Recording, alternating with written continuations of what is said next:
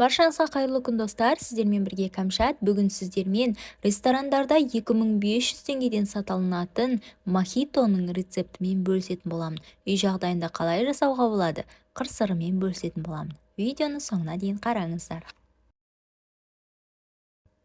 Ең алдымен жалбызымызды жуып, тазалап, ыдысымызға саламыз. Яғни мятамызды саламыз, кивидің жарты бөлігін саламыз. Бұл міндетті емес, мен осылай киви қостым және де лайм қосатын боламыз. 2-3 тілімінен салдым.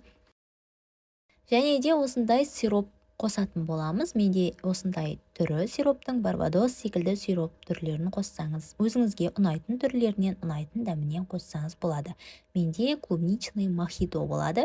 3 ас қасық көлемінде қостым, және де ең соңында үстінен спрайт сусынын құйдым.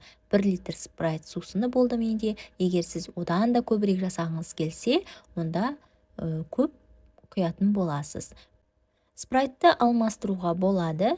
Оның орнына минералды су, яғни сарыағаш құйсаңыз болады. Бірақ мен кеңес беретін рецепт бойынша осы спрайтты құйсаңыз өте дәмді болып шығады. Мен екеуімен де жасап көрдім, маған көбірек осы спрайтпен жасаған қаттырақ ұнады.